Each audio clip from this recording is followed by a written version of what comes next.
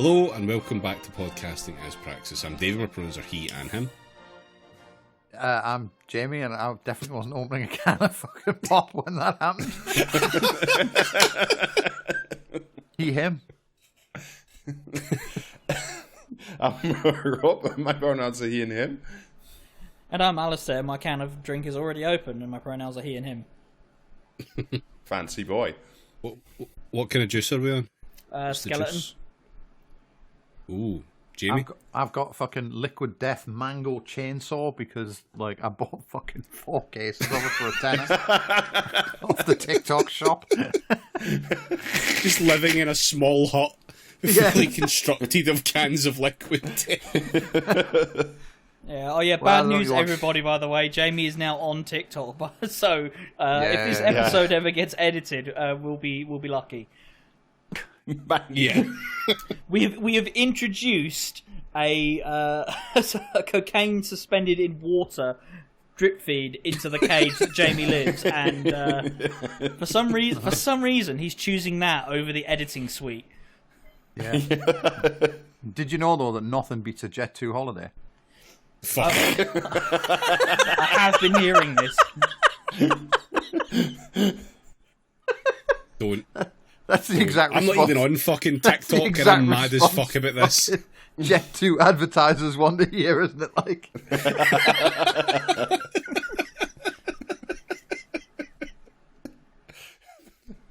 oh, fuck. Well, it's either that or the Casper batteries.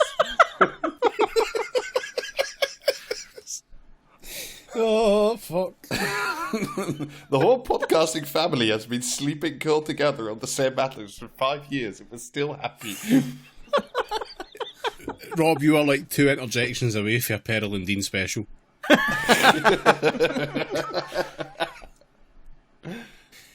Fuck's sake, right. Okay. that's £200 for a family of 4. Cinema tickets are out of fucking control. Oh, you've got to buy a hot dog as well, though, haven't you? You know what I mean? It's a popcorn. Yeah, that's true. I mean, those are all inclusive in your Jet 2 holiday. A fucking, do you know what I mean? A giant burlap sack with 3 M&Ms at the bottom. That'll be 17 quid, please. And the worst part is, you brought in your own burlap sack.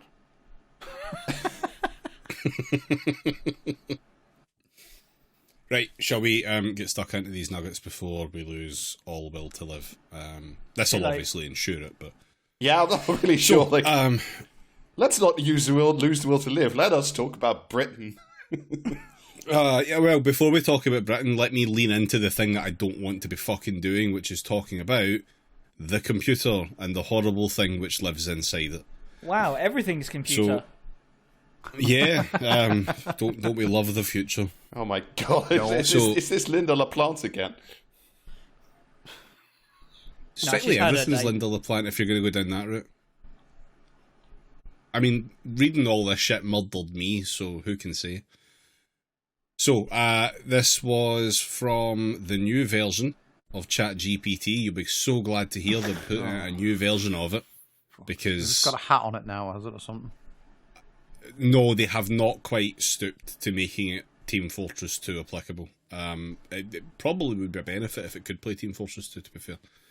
They're going to have the chatbot stop giving definitive answers to personal challenges, and it will now help people mull over issues such as breakups. Is it going to stop giving people riddles? Have they turned ChatGPT into a sphinx? No, yeah, that's... Is it going to maul you if you get it wrong 3 times? I mean, it usually waits until you maul yourself, to be fair. And that's something that this is aiming to... Well, they say it's aiming to prevent. So, in other words, it's not going to tell you to just, like, completely sever all relationships, like some sort of fucking EN post circa 2003. It's you know, they're trying to make it better than GBS of that era. A low bar, and I don't think they're succeeding. So that should imagine training inscrutable bar. Yeah, imagine trading an AI exclusively on the Everything Nothing subforum, and then just letting it loose on relationship advice. I love how we've help. It won't stop buying candles. Yeah. So like when from fucking Altman. Well, actually, not from Altman. Sorry, from OpenAI. Generally, I didn't get who exactly said this. When you ask something like, should I break up with my boyfriend? ChatGPT shouldn't give you an answer. It should help you think it through, asking questions, weighing pros and cons. Wow, that sounds really useful. Yeah, doesn't it? Yeah, why do you have that then? I'm genuinely baffled now. It's because the smartest people in the world, also known as billionaires, are completely and utterly susceptible to yes and. Well, I don't even know what to like. What's the point of anything then? Like, you know, it's a tool to help Rob. No, it's a tool to help you, Rob. This has never been promised as a panacea to all of your problems with definite answers. Definitely 100% that has never been the case as advertised. Oh, okay. Well, that's good to know then. At least we're getting somewhere. Yeah, now. don't go checking that, but that's the case. So it's always a good sign when it's that time of the week and you go and see your therapist, but before you can actually get into the room with them, you have to first agree to the new update. Before they can start speaking to you, and oh yeah, they're going to stop telling you to create a kill list now due to an error. Great stuff. Very rude of them. So yeah, this is not part of the update we covered not long ago, which was the update where it was going to stop kissing your ass so much. This is a separate update which just makes it a little bit certain in things, which is probably fine for all of the ways and reasons that people use it all the time. Won't be a problem. It's certainly going to be. It's certainly going to be great when the DWP fucking put everyone's information in and go, which of these people should get benefits? And it's just I don't know. What do you reckon? Well, do you know what I mean? While in the background, some tech dipshit drags away a sack full of gold doubloons. It'll just revert back to those the very first sort of fake charity bots that would just respond if you just said if you wrote I feel sad, it would just reply with why do you feel sad or what are the reasons? Yeah. Eliza or whatever that one was called. Yeah.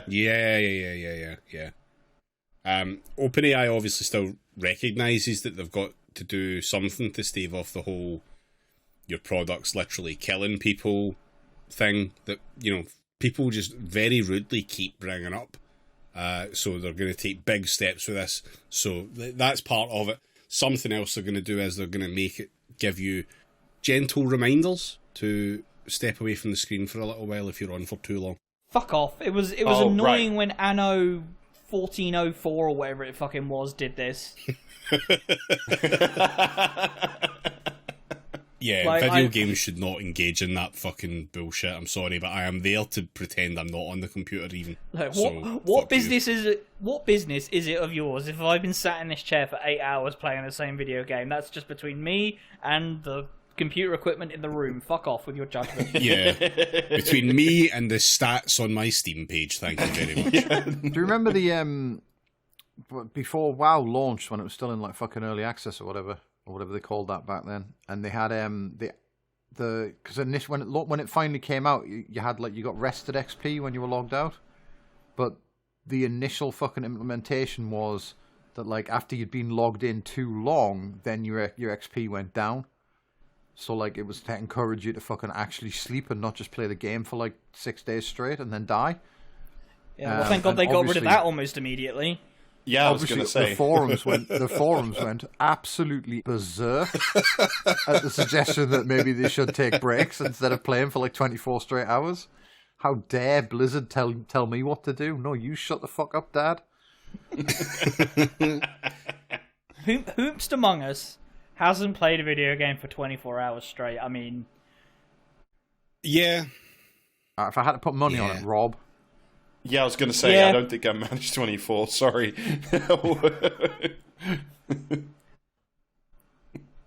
Oh, God. I'm a disappointment to my doodad as well. So, moving on with the old patch notes, here's a bug and or a feature. This is an obvious preface here of, I know fuck all about this country's political situation, so, that should be read into this, but Ulf Kristersson, the Swedish Prime Minister... No way. No. Yeah. Ulf. And... Ulf, and leader of the... That's a noise you make when you eat when you swallow a whole meatball.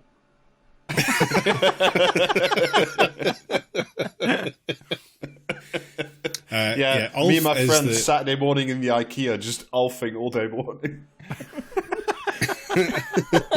Staff coming up to you after 2 hours saying, how about a coffee? So Ulf is the Prime Minister of Sweden and leader of the Moderate Party. Okay, cool. Zentrum, yeah. Ice-T on Special Victims Unit voice, where he's just like fucking, you know what I mean? The kids are calling it Ulfing.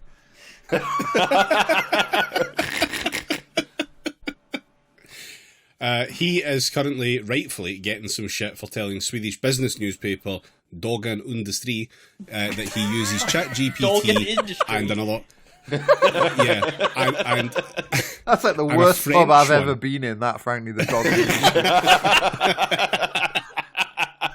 You misunderstand, because it's called that because it's built on the ancient Doggerland.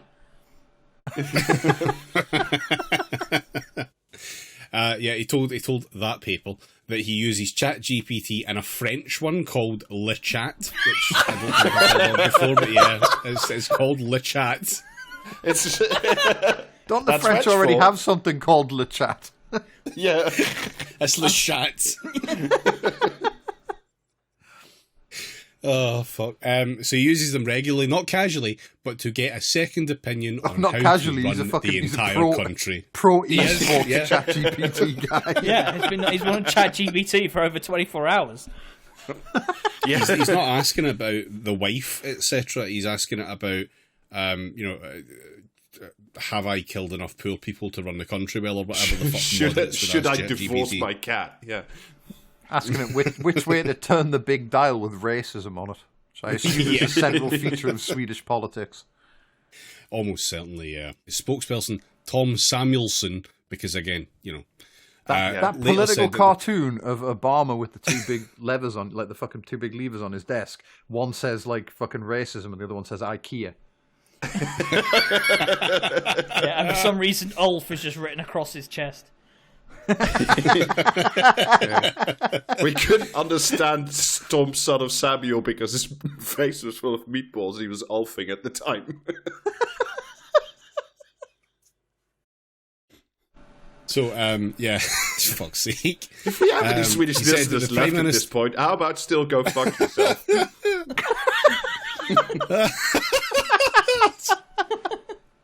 Yeah, you live in a social democracy, get fucked. Yeah. There is that. But also, I greatly respect your flat... the flat pack furniture is good, and so are the meatballs. It's true. I assume that's all they've ever contributed. Longboard. Get mad at me if you like, but I've never said that Britain has contributed anything, so take that as you will. 2 World Wars and 1 Women's Euro quarter-final cup. Woo! Wrong. No, don't. No. Football did not come home. The spokesperson for the Prime Minister said that he did not take risks in his use of AI. Naturally, it is not security-sensitive information that ends up there. It's used more as a ballpark. So everything's fine, actually. It doesn't matter.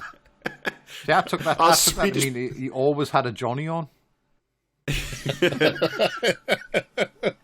I hate that my mind just taking me to this, but like it just reminds me of the fucking bit in IT Crowd where what's his face off Brass Eyes just talking into the computer, like, "Hello computer, how is it going today?" And this is just exactly what this guy is doing, but in the year of our Lord 2025, and there's a computer on the other end talking back to him. Yeah, when doing that has disastrous fucking results. I really think that like the spokesperson missed a trick by saying it is used more as a bull pit, just to understand how fucking idiotic.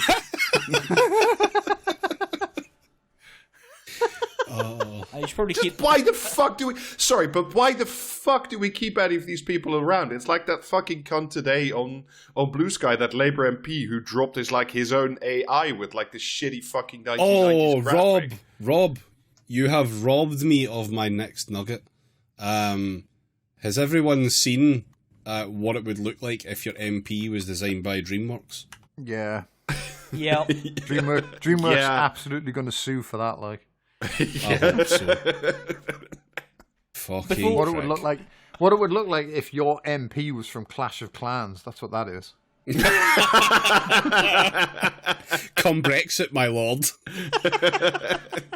Before we move on, I just want to say, if they were using ball pits in the UK, politicians would have to keep away from it Yeah. for legal reasons. So this is The British Mark ball pit's Seward's full of MP. piss, like at that one fucking furry convention. Yeah. Labour Dashcon. Ugh. That's the one. That's a fucked vibe. So Mark Seward's MP introducing the first AI prototype of a British MP. UK flag emoji, robot emoji. Unfortunately, When this guy has an constituent and Arrested Development joke as a surname.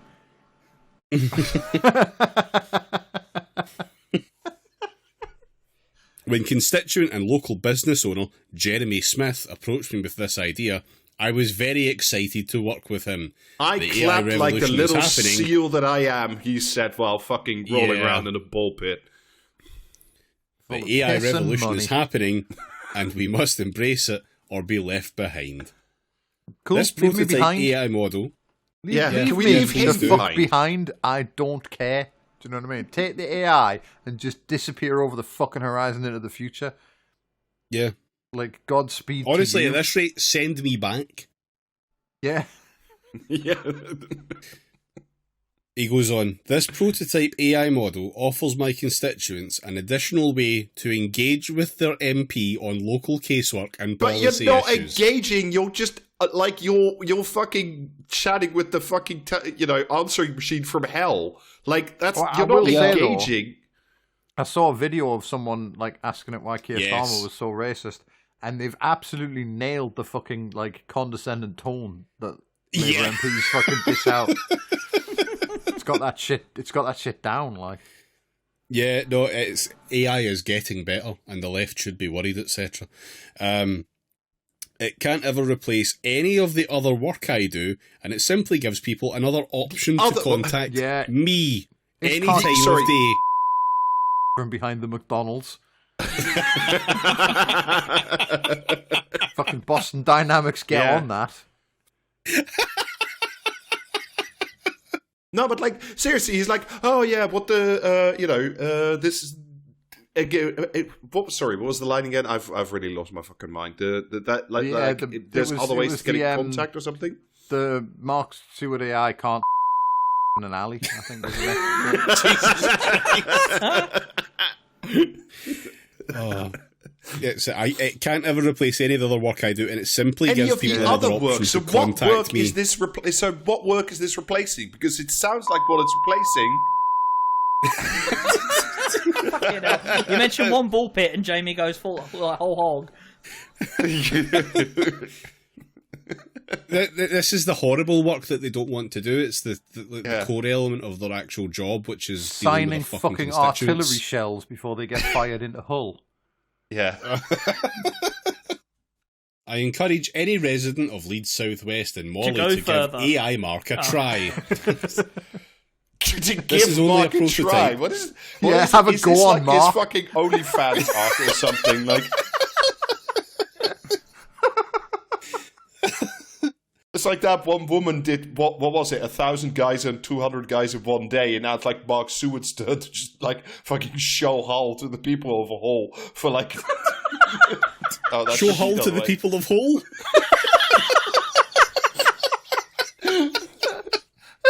People of Hull.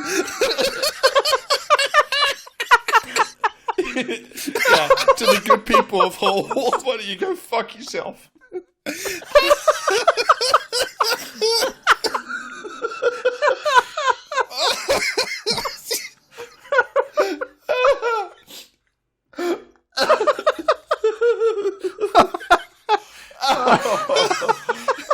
Being extra woke and referring to sex workers as people of Hull.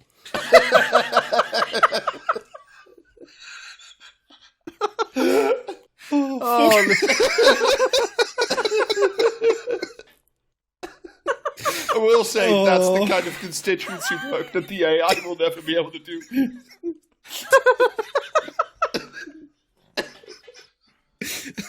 Good luck with this, Don.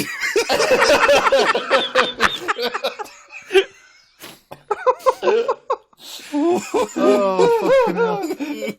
That bit from The Exorcist, your mother shows Hull in Hull.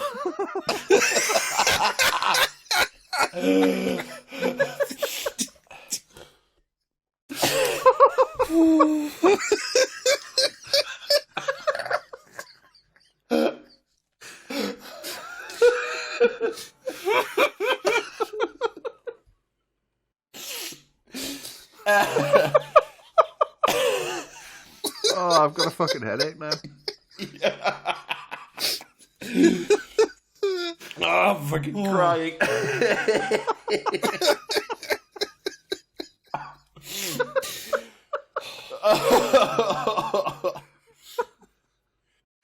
Oh, change the name of the group chat.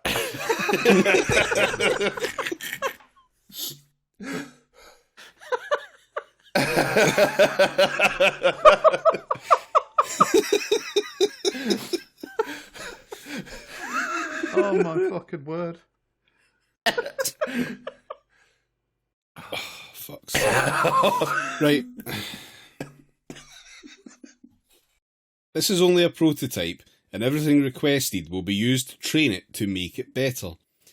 Having an AI startup based in my constituency willing to work with me on this project has been fantastic. Oh my I can't thank Jeremy Smith and Neural Voice, big name drop from the MP, thank you very much, Oh my god. for all their hard work to create the UK's first virtual MP, which isn't true because remember we did cover that fucking dipshit that was in like Brighton or something. Okay, yeah, but that guy, that one didn't get elected, so it wasn't an MP.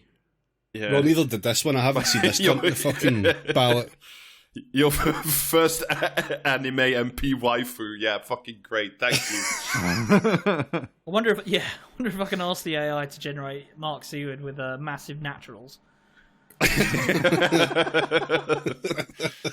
Finally get that red-green alliance. That's going to be the only fucking thing that gets this fucking cunt, like, re-elected, essentially. It's just like...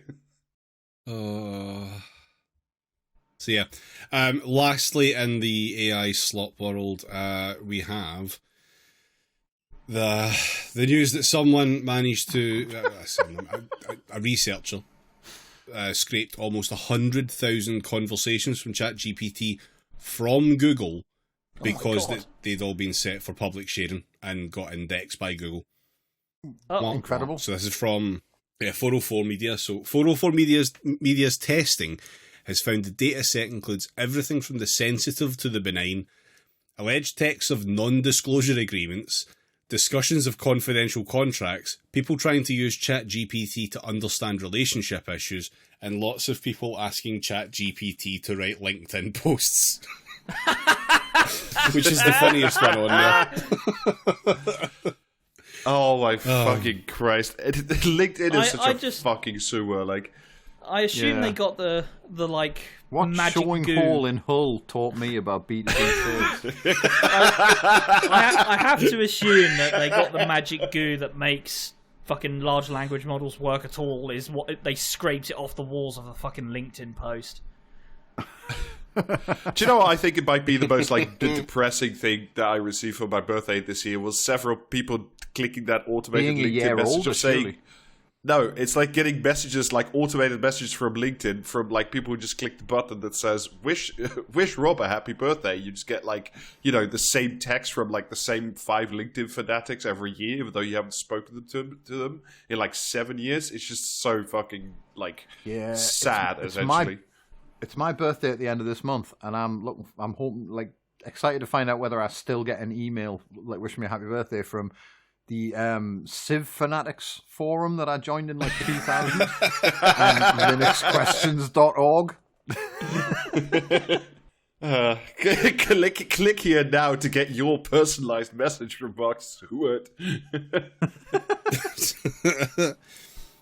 Some of the material in a dataset includes someone uploading what they describe as a copy of OpenAI's non-disclosure agreement for visitors to the company's headquarters, a user trying to figure out if they should send one last message to an ex-girlfriend who they describe as their great love, with ChatGPT then writing a draft of that message. Oh my god, I'm sorry, but if you're at this point in your life where, like,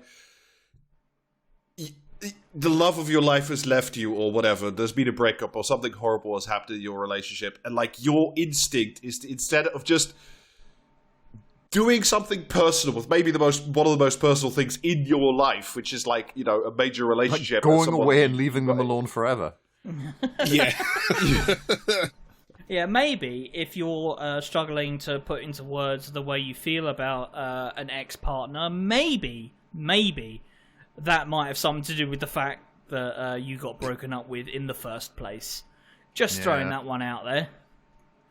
But, like, even if you're the partner, would you not rather receive, like, anything that is, like, personal and, like, even if it's, like, you know, not the most florid prose of all time, but you can at least tell that this is the person that you presumably once loved, rather than, like, some auto-generated slot. Personally, fuck my life. Personally, I think I would rather receive something that was a straight-up absolute vindication of my decision to leave. To whom it may concern. An owner of a specific named business asking ChatGPT to write a contract for them. Chats that, although were written by an anonymous account, include many identifying details, including people's names, potentially linking them to activity on ChatGPT. And all of these chats and others are still publicly available on ChatGPT's website at the time that 404 published that. They got a little statement from the Chief Information Security Officer of ChatGPT. We just removed the feature from ChatGPT that allowed users to make their conversations discoverable by search engines such as Google. This was a short-lived experiment to help people discover useful conversations. Oh my... This feature required users to opt in, first by picking a chat to share and then by clicking a checkbox for it to be shared with search engines. So, you know, how obvious that shit was in practice, I don't fucking know. Just But be responsible for once in your fucking lives. Yeah. Nah. Yeah. I'm not doing that. Also, not only did this whole sharing function work by slapping the whole conversation on a public accessible page so that Google could index it, it also created a very easily, like, formatted link which you could then use to search all of the conversations through Google as you wished. Amazing. Yeah.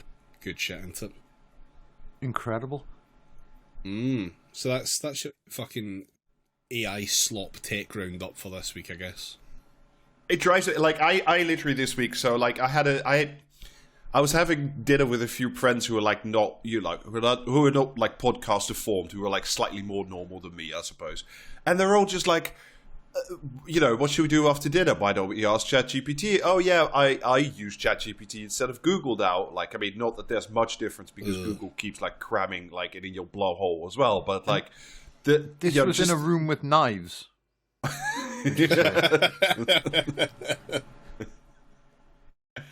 And you just sort of sit there going, and, you know, they kind of look at me, you know, like, uh-oh, you know, is Mr. Jihad over there about to open his mouth? And I'm just like, yes! Kill the machines, kill the thinking machines! Yeah. It's just fuck. I mean, people... The thing is, though, can you blame people if they're not terminally online to know about this stuff, and they've just, all their only, like, knowledge of AI is, like, fucking every single, like, press outlet in the fucking universe going, it's the fucking future right here, baby. They've invented the Terminator, and you can ask it what to have for dinner. Well, like... if I can slag off the whole nation of Sweden for simply elfing all night long, then yes, I can do that too. retro Ulf.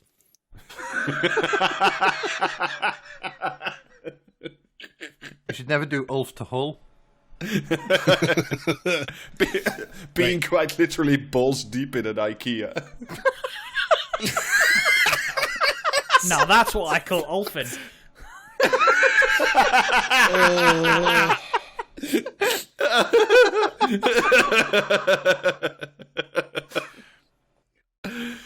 Okay, in the news arena of no, they won't. NASA's going to build a nuclear reactor on the moon. Oh, fuck off, NASA. We've got serious news to talk about. Do we? Everything so far points to no, we don't. So yeah, NASA's going to build a nuclear reactor on the moon by 2030 because they want a permanent moon base. In 5 years. Yep. In Do 5 not ask how long it's taken us to set up a fucking nuclear reactor. Do not ask about that. Well, I was reading about this the other week in general, like the Western world, quote unquote. It's 15 years. I mean, I suppose there's less planning permission on like the dark side of the moon, I imagine, but you know. My question is, why? There's a fucking moomin turning up with like, you know, high-powered legal advice. You're thinking of clangers. But for real though, why do they need a nuclear reactor on the moon? For their moon base. They don't have a moon base, so they're just going to power that flag that Armstrong left up there. If he even did.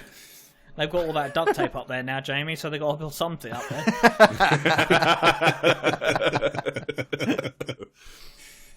Oh, fuck. Yeah, so they want a moon base. The reason they want a moon base is because China and Russia Somebody's are going been to snorting gigantic amounts of cocaine.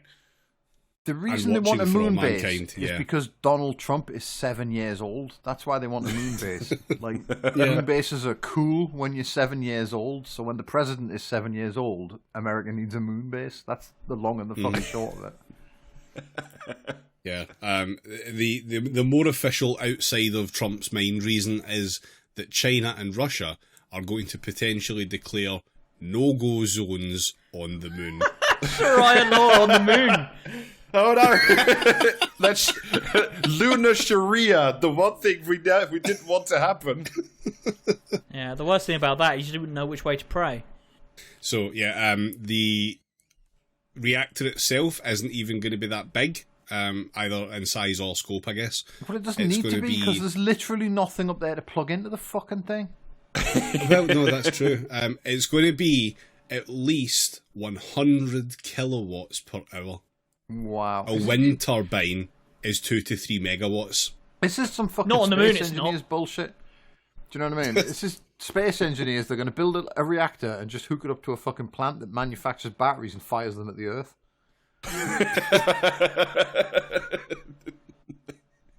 I should really watch Moon again. I still haven't watched that. I've had it on DVD for about 17 years or something. I don't know. I remember when it came out. Watch it. It is a genuinely great film. I really enjoy that film. Batteries from God, as they call it. I bought it in a sale because I'd heard it was really good, and then I made the mistake of watching literally anything else fucking Duncan Jones has done before I watched that, and now I can't imagine it's worth me time. Like, I sat through Warcraft : The Beginning, so you know what I mean. Subcolon. And so we know what your time's worth. Yeah. There was a quote in the BBC about this. Launching radioactive material through the Earth's atmosphere brings safety concerns. Yeah, no shit. Yeah, no shit. You have to have a the Americans it's give fine. a shit about that. Do you know what I mean? Like, No, it's fine. You have to have a special license to do that. Do you know what I mean? They'll just fucking PC Plot turning up with his fucking thumbs in his staff vest, pointing at the fucking lunar nuclear reactor, going, "Do you have a license for that?" Yeah, kicking the tires on a Saturn 6. Get all of the fucking like fissile material they need, put it in one fucking rocket, and then have Elon Musk blow it up over Texas. They're calling it the mother of all dirty bombs. Imagine having to go back to the moon every 2 hours just to turn the big, like, fucking nuclear reactor disk forward. I don't think that's how nuclear reactors work, Rob. Turning the big dial with hole on it. Looking back at holes for fucking approval. Turns out the clangers are all parking wardens now. So, this is part of the whole bullshit around, we'd love to send people back to the moon, that's slated for 2027, by the way, and I've heard fucking nothing about it. So it's not happening. I wish people would just stop. No. Actually, do you reckon you could fucking sell Donald Trump on making a fucking space elevator? Like, I know space elevators... Only if it's gold.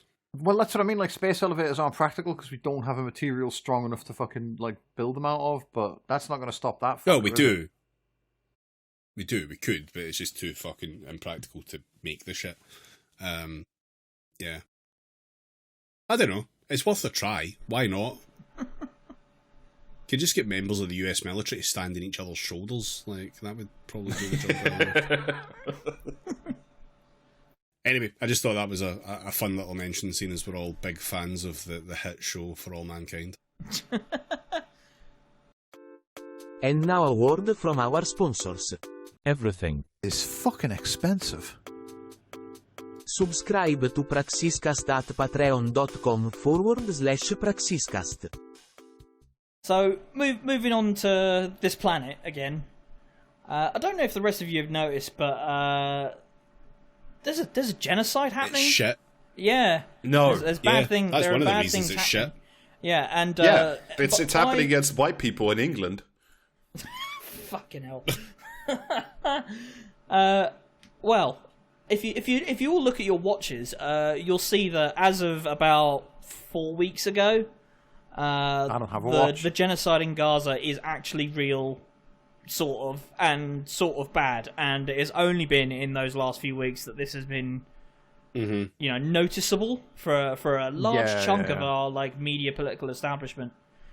You got lots of, well, I should say more and more at least, mainstream news organisations in the UK, as well as like the rest of the Western world, are deciding that now is when Israel has been doing to Palestinians what could possibly, maybe, if you squint, constitute a genocide. Well, it sounds like a lot of people are now terrorists and should be, put in prison by fucking Yvette Cooper. Yes. Well, I mean, it basically what they're all hoping is that it's now too late to do anything about it. Yeah. I mean, I think there's an element of that, but also starvation as a weapon of war is like the least plausibly deniable form of genocide. This is it. I disagree with the premise that that's the most noticeable form of genocide. It's fucking not. Going door to door and fucking executing civilians is a pretty clear fucking sign of genocide. Like... Oh yeah, of course. There are no clearer signs of genocide than what they've been doing. These people will just actually bend over backwards to tell you that that's not the case. And now it's something there like it's forced famine. That's something somehow different or worse than what has been going on anyway for this entire fucking time. I think there's maybe an argument to be made that it's safe for the fucking media to talk about it now, because like starving children is something that the British public are like largely used to seeing. Do you know what I mean? Jesus. Because like we've had so many different appeals for different famines over the years. It's like something that the British public are used to seeing, like appeals for that on the adverts in Countdown, and like just ignoring it, and assuming that Bob Geldof will sort it out or whatever. Yeah, Jesus. It's also quite frankly like a way to sort of talking about a famine in Gaza and like showing pictures of starving children is, as you say, it's like a way to sort of associate it with famines everywhere across the world, and sort of then magically divorce it from who or what might be causing the famine. It's just a thing that happens. It happens in Darfur, it happens in Sudan, it happens in Gaza. yeah, it just kind of happens to brown people in places. Don't worry about why. Yeah. Oh well, it was a perfect fucking tee up for Israel, because we when the British government starts going, here, this famine's looking a bit genocidal, then they can say, oh, we'll let more aid in, and they let in like an absolutely paltry amount of aid via airdrops, which is just spectacle. Achieves nothing, and just fucks it for everyone. Great, well done. Yeah. Thank you, Starmer. I mean, even the utterly complicit BBC has begrudgingly put out an article earlier in July that concedes that yes, Israel is accused of committing quote war crimes end quote in Gaza. Accused. Fuck my life. But considering how every other sentence from BBC journalists ends with the Hamas-run health ministry, and every other sentence starts with "but Israel would say," it seems that maybe famine is a bad optics for Israel on the global stage. I mean, there's been similar articles by the Guardian, the Eye, etc. There was even an editorial in the Financial Times saying maybe this is going a bit far now. Yeah. Whoa, now, lads. I was once again just reminded of the, what's the line again? One day everybody will have been against this. Yeah. Like, it turns out it's one day now. Yeah, well, I mean, continuing to put off this specific moment has been like a core guiding principle for most journalists and politicians in the UK. And, this is why Lindsay Hoyles refused to reveal the content of emails he exchanged with representatives of Israel around the time the SNP put forward that ceasefire motion a few months ago. Subsequently scuppered by Hoyle, allowing Labour to amend it to death. Yeah, no reason that the public should get to see that correspondence, I'm sure. Yeah, well, I mean, it's much more important that the fucking general public gets a long Saturday profile, discussing with David Lammy about how he has imposter syndrome. Oh, how, he fucking only eats yogurt on the plane or whatever the fuck. That fucking grasping cunt who should genuinely be put on war trials. His best mate, Starmer, let's put this in the proper context of what it was, which was a threat to Israel with recognition of a Palestinian state. This, I nearly ate, my fingers trying to, not, It's okay, though, because he's since been advised that recognising a Palestinian state would throw international law into disarray or some shit. So all of a sudden... So it'd be throw international law into disarray because international law would have to start applying to Israel, and we can't have that. Yeah. So this is a threat of recognition of a Palestinian state unless Israel just tones down the genocide a bit. Just the exact same. The most masterful fucking rake step this cunt has ever done. A statement which will achieve nothing and piss off absolutely fucking everyone.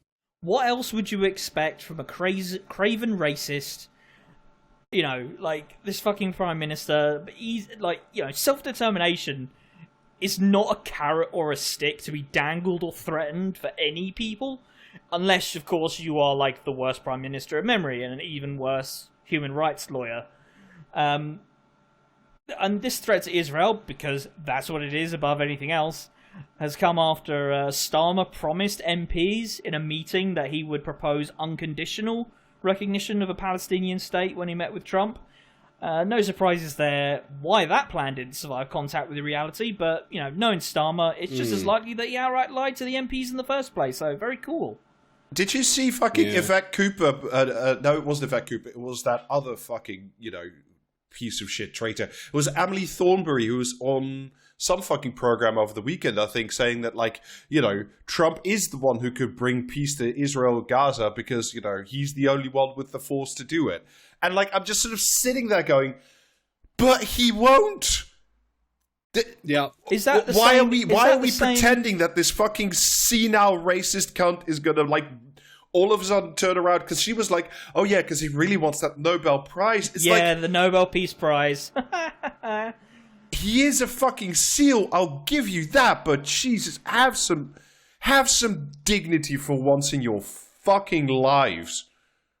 I mean, I say this, Emily Thornberry, whose fucking, dignity is about is expensive as a good session of Ulfing, but, fuck my life.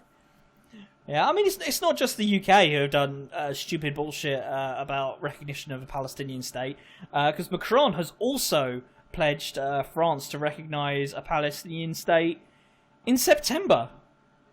Great stuff. All right. We all need a run-up at these big tasks. yeah, and maybe in a few weeks if you could.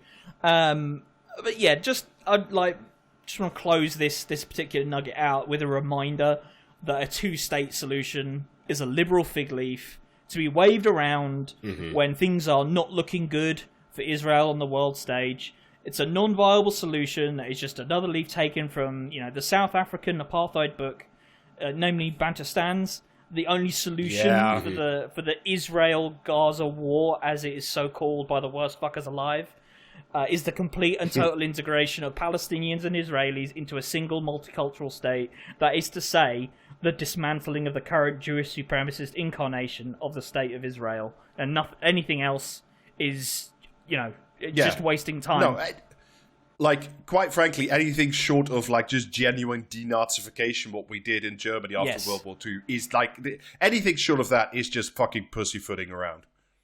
And that was let's be real, denazification of Germany was a failure. Yeah, I mean, in certain parts more so than less so, but yeah. Yeah, well, yeah. Anyway, that's it for the international desk for the moment. Yeah, so for tonight's main topic, so this is something I've genuinely wanted to discuss for 6 months or maybe more. I found a guy a while ago. Well, everybody found a guy this guy a couple of years ago, but he's been doing stuff ever since. I've never found a good context for it until there was an amazing article in a Dutch newspaper, which I'll translate large chunks for you because it is fucking incredible. But as a bit of scene setting, does anybody, apart from me, remember who Rutger Bregman is? No. He's the was a thing taxes, on Twitter a while ago. Guy. Yes, he is the taxes guy. He is, for those of you who don't remember, there was a sort of a viral clip, a sort of very famous clip of him at Davos at some sort of fucking chat circle saying, I've sat here for a week and nobody's talked about taxes. Why aren't we talking? Which was a fair point. It was a fair point, well made, and quite rightly got some good attention. It was pretty fun. But since then, Rutger's essentially gone on to have a sort of Malcolm Gladwell, Steven Pinker-esque sort of airport book hack career. He's written a number of books. No wonder that no surprises that the guy who made a splash at fucking the fucking big gathering in Switzerland of all the massive capitalists turned out to be a bit of a weirdo. Yeah, I mean, it also leads to the interesting question of why were you there in the first place? Because it's the hangout zone for the Gladwell types of exactly. So he's written a number of books since. One of them, his second to last, is called "Humankind: A Hopeful History," where he promises to reveal, quote, an idea that has been erased from world history. This is not about that book. The terrible secret of space. No, it's the terrible idea that the powers that be don't want you to know, which is that most people, when left to their own devices, are just kind of generally nice to each other. Oh, they're just not secret, evil. I thought it was the greatest secret humanity has ever lost. Be kind. Yeah, but more swans are free. You can just take them home.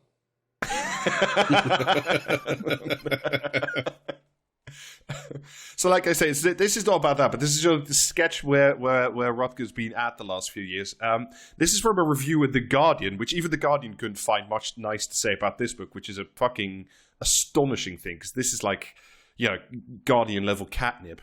This though, is a delightful snippet. It includes, quote, a bizarre chapter about Easter Island, which attempts to disprove, on the basis of some inconclusive fragments of evidence, the accepted story about how deforestation led to civil war, cannibalism, and population collapse. This never happened, concludes Bregman blithely, even though the Easter Islanders themselves say it did. a vivid example of his gift for dismissing inconvenient evidence. So, he just wrote a book about people are just nice to each other. He wants to debunk the Milgram experiment and a couple of the other sort of famous ones that show people aren't nice. It's fairly it's fairly sort of just airport level guff.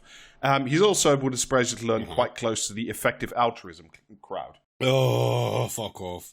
Yeah. So since then, he's he's had a new. Is that anything? So since then, he published, I think last year, he published a new book, which he called Moral Ambition. I'll just give you, I'll just give you a little bit of the this is from the intro to the book, which I've read. Of all the things wasted in our throwaway times, the greatest is wasted talent. I am talking here about the people who have been given every opportunity, about the ones who've got the power to shape their own career, though you'd never know it from their unsurprising resumes, about the talented folks with the world at their feet who nonetheless get stuck in mind-numbing, pointless, or just plain harmful jobs.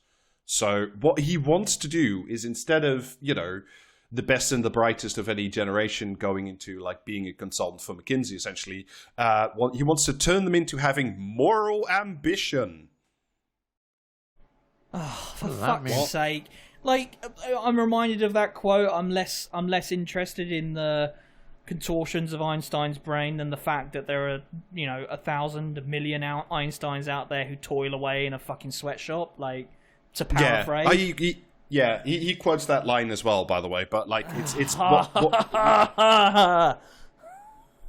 it's what he's trying to say is essentially is not just that he does say everybody should have moral ambition, but that if you are supremely gifted and talented and have worked yourself up by the bootstraps and have all these abilities to work for a big consultant, is instead of doing all of that, you should, quote, devote your working life to the great challenges of our time, whether that is climate change or corruption, gross inequality or the next pandemic. Mm-hmm. Okay, Rob, as a podcaster who is clearly not good at anything or fucking successful because I'm a podcaster, what the fuck am I supposed to do? Does he have anything to say for me? Well, actually, I'm glad you asked, David, because you go to the mines. Oh, no, because you fit in the quadrant. I've posted it in the show notes. But you hear that, David? Thanks to you, there's a quadrant now. Yeah. Excellent. So you fall in the quadrant which combines not so ambitious, but you're also idealistic, which makes you a passionate part-timer or an online activist. Which that's cool. Oh yeah, I can see that. That's so the Delta Quadrant. Excellent. Okay, cool. Yeah. But the problem with you, David, is while you might have idealism, you're not ambitious enough to change the world. You don't have moral ambition. Oh, I see. Okay. So you should have it. I mean, this is a shit graph because it's I'll give you the quadrant. It's you can be either not so idealistic or idealistic, and you can be not so ambitious or you can be ambitious. If you are neither, you have a bullshit job, but you are independently wealthy. Basically, you go to work for McKinsey, you take the big paycheck from Philip Morris, you don't care, whatever. You have a beautiful life. Otherwise, you turn into a podcaster if you do have idealism but no ambition. If you have ambition but no idealism, you become a corporate lawyer, a consultant in finance or in tech. Or indeed the Prime Minister. But if you are both idealistic and you have ambition, then you, my friend, could be morally ambitious, and you should change the world. Okay. So this is a very sort of individualized story about... You can't argue with the JPEG. It's just right there, in black and white. Exactly. So the whole book is there's so much filler in the fucking book. There's a reason we're not doing that in detail, because it's 80% cutesy stories about individuals who change the world through the sheer force of their magnificent persuasion and ambition and how they built great organization. Fucking individualism is a mind disease. It is so crazy to me. Yes. It's just Yes, you alone, you could be the great man of history. You could be the Napoleon of the left, and all it requires is moral ambition and several hundred cannon. I mean, look, there are like tons of these cutesy stories about like mythical heroes who selflessly, did the good thing. Anything from, like like the end of Fallout 3. Like the Quakers who worked for the end of slavery, people who hid Jewish people during World War II, in their attics and stuff. Genuinely like impressive stuff, right? I'm not denigrating those kinds of achievements, but he also does immediately also admit that they were morally ambitious, but also they had large organizations with and behind them, and not infrequently, certainly in the case of slavery abolition, a lot of family money and connections to make themselves heard. So it's not the individualism gets sanded off quite a bit, and my problem with the book in general is not so much is that I think urging people who to instead go work for fucking McKinsey or Palantir or any of the other fucking dark beating hearts of the corporate world to not do that and go do something useful and in service to humanity. I think that's whatever, that's fine. I think that's actually quite a good point. That's I have nothing wrong with it. And I do think it's that the constant use of the word ambitious that I don't like. This all feels like shit that we plastered on the walls in the Tony Blair Kinder block. Yeah. Yes. Yeah. So there's a lot of that, and there's a lot of the problem with it is this individualization, and also what you're doing is telling this, which is it's a sort of real social phenomenon, right? This sort of class of people who are not, maybe not the true power elite with money and status and the right families and stuff, but people who went to, in the UK would be Oxford and Cambridge, and they do well in school, they go to the right university, they then have an impressive career, but they earn a lot of money, but they haven't done that much with their lives and they feel bad about it. And I do think there's it's a worthwhile point to tell these people. This is a quote from the book. You don't do good things because you're a good person. You become a good person by doing good things. I think that's that's not a bad thing to say, right? That fine, whatever. So but it his sounds better idea when you is say the practice of the deed, though. So yours is fine too. Yeah. And his idea, and this is a quote, he wants to create a generation of super spreaders, which, in terminology is a bit unfortunate, but essentially saying if you have, both ambition and, high levels of skill and brain, essentially, you could become one of the leaders of new movements. All my skill points in brain. 0 luck, zero strength. Is you become a hero with moral ambition, and not only will you achieve great things, your other task is to inspire a lot of other people to do same. He gives a bunch of examples, Malcolm X, Martin Luther King, they were not just sort of personally brilliant, they inspired others to work with them and, create change, which is, again, that's not bad. The bad thing about it, and we'll get to the article in a moment, is so far as I've read it, he seems very keen that you should do all this, but you shouldn't change the system in which you operate. You should work inside it. Ah, right, okay. So change everything except the things that matter. Yes, this is very Tony Blair Institute, right? Yes, we should do Nebula's good thing, but only if, the powerful let us, if we can get funding from fucking, Philip Morris, if we can, bring a coalition of stakeholders along with a blah, blah, blah, blah, blah, blah, blah. Because otherwise, I hope they're willing. Yeah, because you have to be willing to do that, because if you don't, if you wish for systematic change or have a critique of society as it exists and such, you might be accused of, one of those people who endlessly criticizes power but don't actually want to have it. Oh, shut the fuck up. This is a long Hits, quote from. as ever. Yeah, don't like try and form bonds with people in similar situations to you to recognise that you have more that joins you together than pushes you apart. Don't do any of that. Just start a fucking reading group or some shit, and then everything will be fine because you're doing moral ambition. Yeah, and this, if anything, might make you think a little bit about the Jess Phillips book that we read a couple of years ago with Sinan. This is the highest sort of ideal. Fucking will not. Effective idealists, on the other hand, these are the people he wants to have and create, may be pie in the sky when it comes to their goals, but they are pragmatic in making them happen. If they need pragmatism, yes, we love pragmatism. Everything should be done. Everything that is feasible to be done should be done. By the way, we can't do anything because it's not pragmatic. Therefore, we do nothing, and everything just gets worse for some fucking reason. If they need to hobnob with wealthy types to raise money for a good cause, then hobnob they will.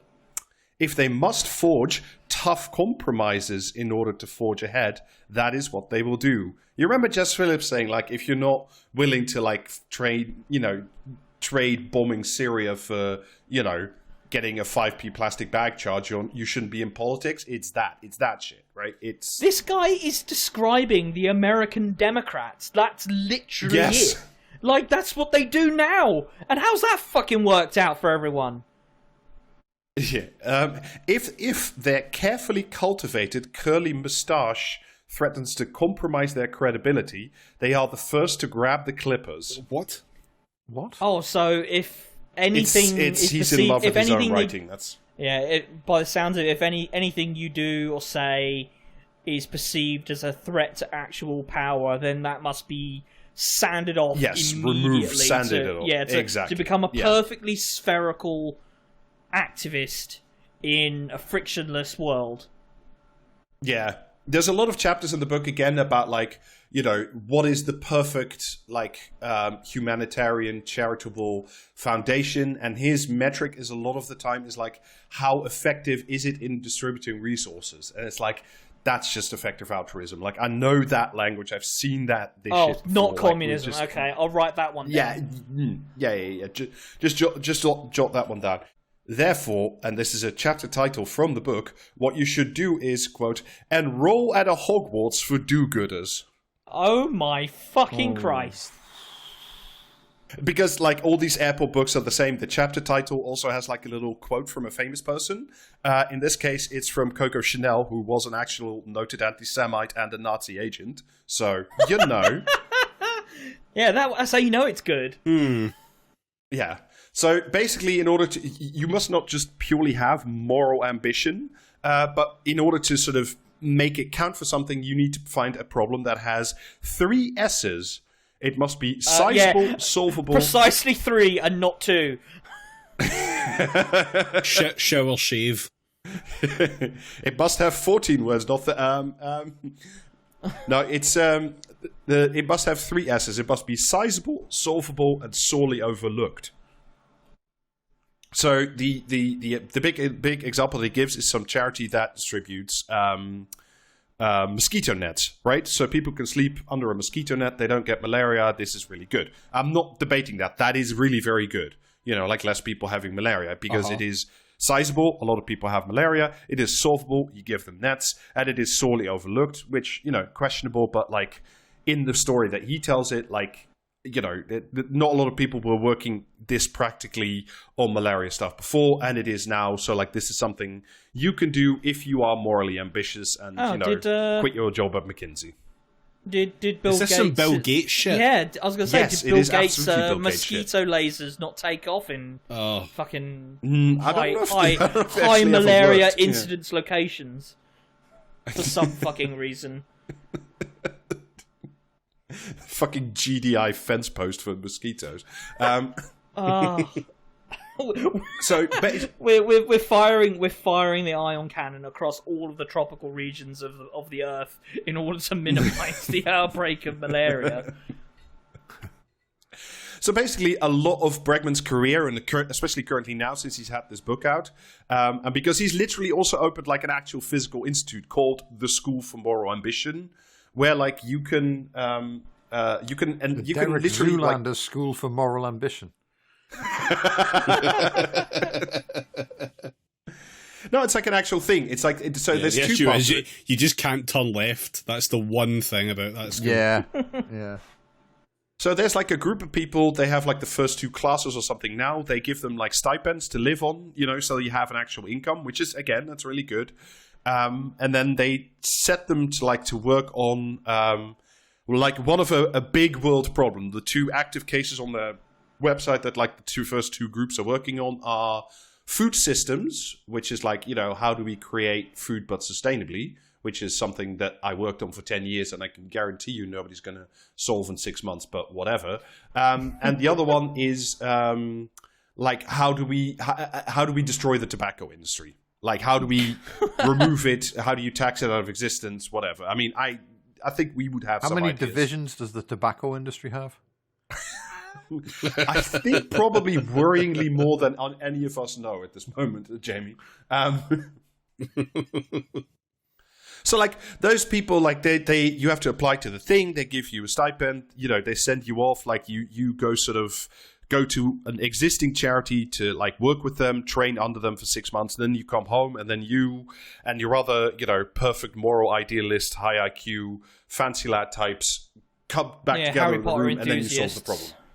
Yes, exactly.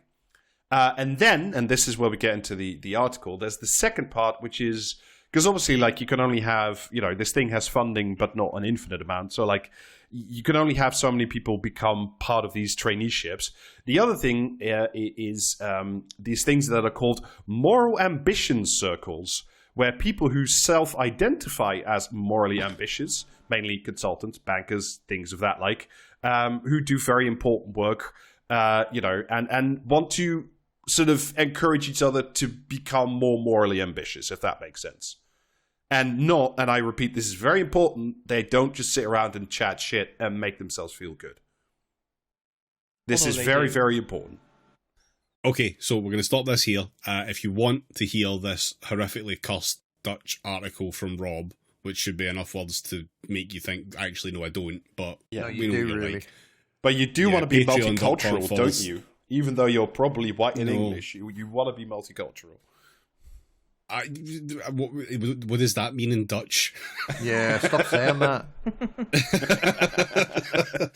Anyway, patreon.com/praxiscast if you want the rest of that. Also, we have comment or commentariat for a change. That will also be on that episode, so please do sign up, patreon.com/praxiscast. £5, 2 bonus episodes a month, and Discord access with that too.